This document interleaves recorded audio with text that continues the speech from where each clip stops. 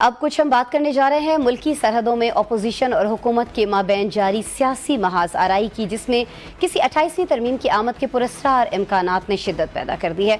PTI के senior रहनुमा असद कैसर ने आज इस्लामाबाद में मीडिया से गुफ्तगू की और कहा कि तहरीक तहफ़्फ़ुज़ आईनी पाकिस्तान जुमे के रोज़ मुल्क गिर एहतजाज करेगी। उन्होंने बताया कि बजट आने वाला है और हमने फैसला किया है कि इसे मंजूर नहीं होने देंगे। नाज़रीन, अपोजिशन की एक और बड़ी जमात JUIF ने भी सड़कों पर आने का फैसला कर लिया है। मौलाना फजलुर रहमान ने कराची में मीट दी प्रेस से खिताब किया और कहा कि बैनुल-अक़वामी हालात को बुनियाद बनाकर आवाम पर महंगाई का पहाड़ गिराया गया है, आइन का हुलिया बिगाड़ा जा रहा है। इन हालात में सियासी कुव्वतों को मुत्तहिद होना होगा। और उधर जमात इस्लामी भी पेट्रोल डीजल की कीमतों के खिलाफ इस्लामाबाद में एक अच्छा पावर शो कर चुकी है। पार्लियामान में मौजूद न होने के बावजूद जमात इस्लामी सड़कों पर भरपूर एहतजाज करने की कुव्वत रखती है। साथ ही KB में पीपल्स पार्टी के गवर्नर जो है वो PTI के वज़ीर आला के साथ न्यूज़ कॉन्फ्रेंस करते हैं और वफाकी हुकूमत के लिए बहरहाल कहा जा रहा है कि ये नेक शगुन नहीं है। इस सारे बदलते मंजरनामे पर हुकूमत के लिए क्या रास्ते हैं और क्या इन रास्तों में 28वीं तरमीम का स्टॉप भी आता है, ये जानते हैं मुस्लिम लीग नून के सीनियर रहनुमा और साबिक वफाकी वजीर खुर्रम दस्तगीर साहब से, जो टेलीफोन लाइन पर हमें ज्वाइन किए हुए हैं। खुर्रम साहब, बहुत शुक्रिया, आपने वक्त निकाला। खुर्रम साहब, ये फरमाइएगा सबसे पहले वही जिसकी बहुत ज्यादा चमगोइयां हम सुन रहे हैं, 28वीं तरमीम, सर हुकूमत इस पर खुलकर बात नहीं कर रही है, हकीकत क्या है, हम आपसे जानना चाह रहे हैं।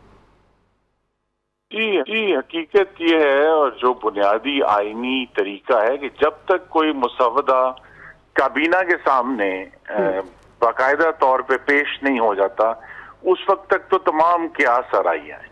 अच्छा। और जब जो लिहाजा हमें जरूर इसका इंतजार करना चाहिए।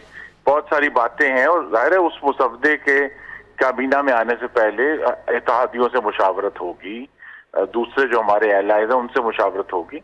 तो ये किसी जो है वो वैक्यूम में तो नहीं आना, तो लिहाजा हमें उसका इंतजार करना चाहिए जब तक उसका टेक्स्ट जो है कोई हमारे सामने ना आ जाए। बहुत सारी बातें मुख्तलिफ लोग उस पर क्या सराहियां कर रहे हैं, लेकिन जिम्मेदारी का तरीका यही है कि उसके मुसवदा जब तक काबीना के सामने पेश ना हो तब तक कोई चीज हतमी नहीं होगी। ठीक है, आपने कहा कि मुख्तलिफ लोग कयास आराइयाँ कर रहे हैं और कयास आराइयाँ उस वक्त बढ़ गई सर जब आज BBC को एक इंटरव्यू दिया राना सनाउल्लाह साहब ने। उन्होंने कहा कि 28वीं आईनी तरमीम जो है अब वो सिर्फ बुनियादी नौइयत के मामलात तक महदूद होगी। अब बहुत सारे लोग कह रहे हैं कि उनका ये बात करना कहीं बताता है कि दाल में कुछ ना कुछ काला है। और सर फिर आप ये कह रहे हैं कि मुसवदा आने का इंतजार करना चाहिए, लोगों को सब्र करना चाहिए, एतमाद रखना चाहिए। तो अपोजिशन कैसे एतमाद करे, क्योंकि 27वीं तरमीम भी तो खुर्रम साहब 5 दिनों में पास हो जाती है ना यहाँ पर। जी, लेकिन जब तक दाल देखी नहीं तो काला कहाँ से निकल आया। तो मेरी गुजारिश ये है कि काला ढूंढने के लिए दाल के बाहर आने का इंतजार करें, तो फिर हमें समझ आ जाएगी कि उसमें क्या चीज अगर कोई काबिल एतराज है तो उसके ऊपर भी मुशावरत होगी। मैं ये जरूर याद कराऊं कि जब 26वीं आईनी तरमीम पहली दफा पेश हुई थी तो उसके अंदर जो रुकावटें आई थी वो इसी वजह से थी, जिसको हम जमहूरियत कहते हैं, कि भाई जो एलाइज थे या उसको पास करने के लिए जो हमें अक्सरियत दरकार थी उस तक पहुंचने के लिए फिर उसकी बहुत सारी चीजें जो है वो खत्म भी हुई, कुछ में तरमीम भी हुई, उसके बाद ही वो आईनी अमेंडमेंट जो है वो ऐवान में पेश हुई। तो ये एक प्रोसेस होगा, जब तक जो है वो सामने ना आ जाए तब तक तो हम यही कह सकते हैं कि हम शोर बहुत ज्यादा है, लेकिन अभी अंदाजा नहीं कि क्या उसके अंदर होगा। अच्छा, शोर के अंदर तो ये बात आ रही है कि वोटर की उम्र जो है वो 25 बरस हो सकती है।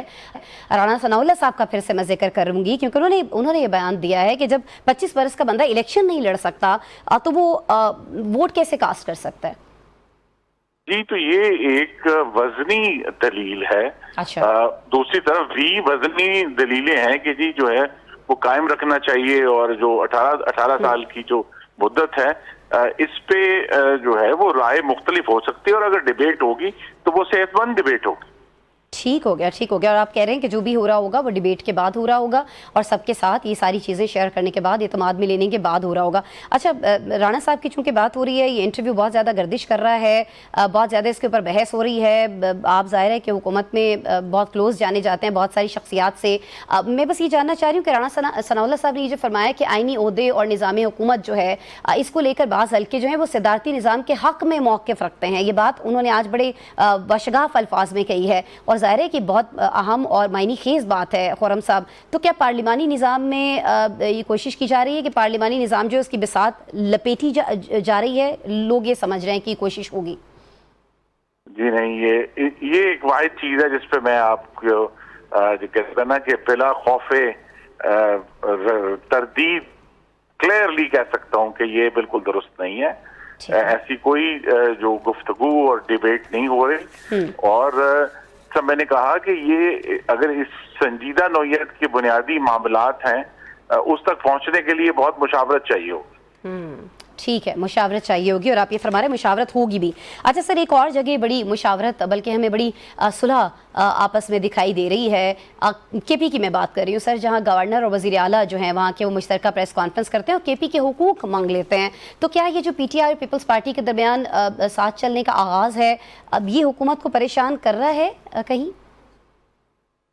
जी नहीं, हम तो इसको खुशामदीद कहते हैं कि सूबे के वज़ीर आला, गवर्नर और जो लीडर ऑफ द ऑपोजिशन है, वो सब मिलकर जो है वो एक अपना मौक़िफ़ जो है वो सामने रख रहे हैं। और यही जमहूरियत है कि भाई जहाँ किसी एक जगह पे सबका जो है वो हो आपस में इत्तफाक हो, तो हम उस तक पहुंच के तो वो अपनी बात करें।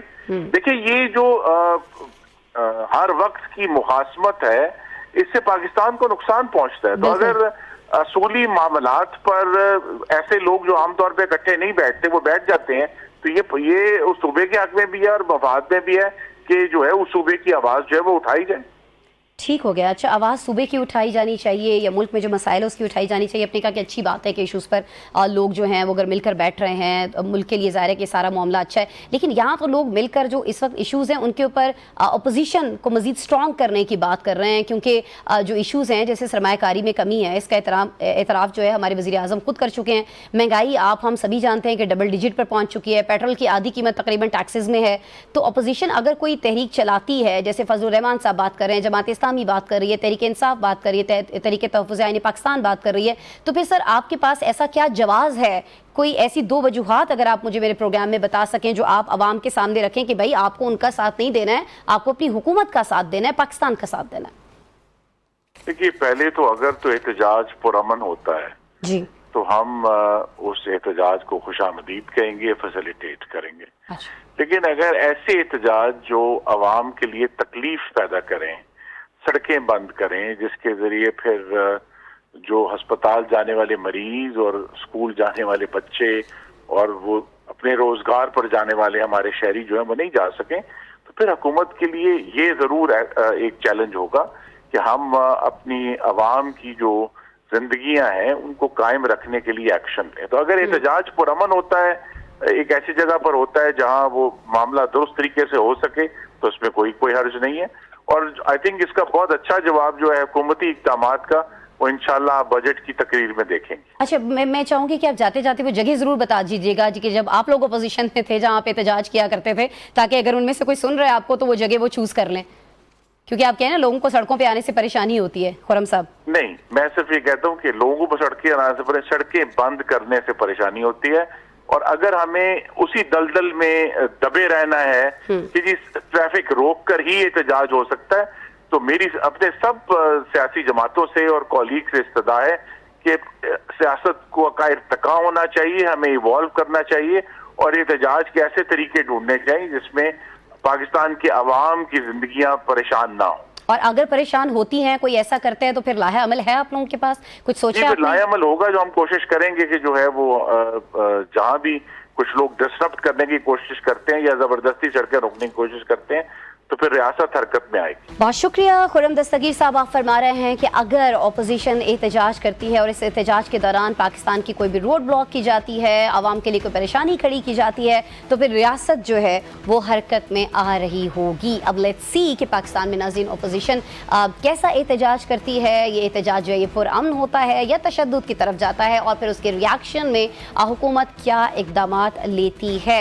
कहा यह जा रहा है कि ईद के फ़ौरन बाद ऐसे बहुत सारे एहतजाज पाकिस्तान होते हुए दिखाई देंगे, क्योंकि अपोजिशन जो है इसके लिए कमर कस चुकी है। बहरहाल प्रोग्राम में हम एक ब्रेक शामिल कर लेते हैं। ब्रेक के बाद आपसे मिलेंगे तो आपको बताएंगे कि हमारे सिक्योरिटी फोर्सेस जो हैं वो ऑपरेशन क्लीन अप स्टार्ट किए हुए हैं पाकिस्तान के बहुत सारे इलाकों में, खास तौर पर केपी के बहुत सारे इलाकों में जहाँ जहाँ दहशतगर्दियों की मौजूदगी की इत्तलात मिलती हैं। और ऐसी ही एक कार्रवाई के दौरान ये जो दहशतगर्द हैं इनकी बहुत बड़ी तादाद को आज जहन्नुम वासिल किया गया है। ये वाक़या कहाँ हुआ है, किस तरह से ये कार्रवाई सर अंजाम दी गई है, और केपी में जो हालात ख़राब हैं उनको आगे लेकर हुकूमत वहाँ की क्या सोच रही है, और ख़ास खास तौर पर जब ये हुकूमत वफाक की तरफ देखती है, गवर्नर के साथ बैठकर वहाँ पर एक प्रेस कॉन्फ्रेंस करती है, तो इसमें दहशतगर्दी को लेकर जो मुतालबात किए गए हैं वफाक से, क्या वफाक वो मुतालबात मान रहा होगा या नहीं मान रहा होगा? दोनों सिचुएशंस में सूरत हाल KP में क्या हो सकती है?